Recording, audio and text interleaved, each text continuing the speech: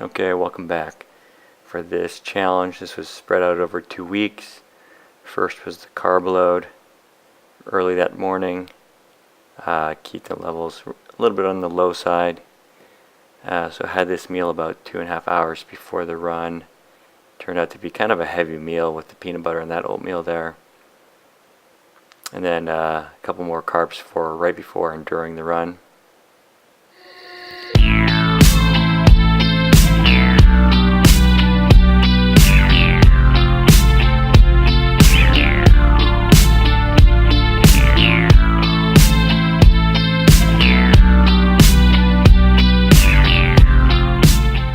Okay, shortly after, glucose levels were pretty good. Ketone levels dropped by 0.2. If this was a drop from 1.9 to 1.7, that wouldn't be too big of a deal, but not great with how low I already started. This was later that day, still about the same. A lot of keto endurance athletes talk about this Ucan, slow absorbing carbohydrate.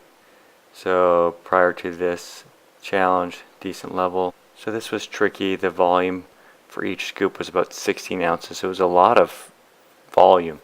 And then, so really I could only comfortably get 40 grams of this carb in me before the run.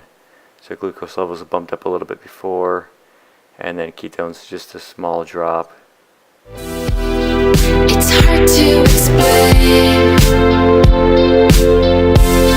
They're talking about you, boy. So right after, glucose levels a little lower than my baseline, and ketone levels coming back up, but they continued to increase slightly after that. So here are the results from both runs. Left was carb load, right was the Ucan. Significant difference in pace. Essentially the Ucan run was more or less like a keto run. Those carbs were burned up in the first few miles, and then it was back to forced to a lower intensity level. So overall, my final thoughts, I figured the Ucan would be helpful for more of low intensity training where you want to stay strict ketosis, and the carb loading is definitely the way to go for higher intensity race day type of training.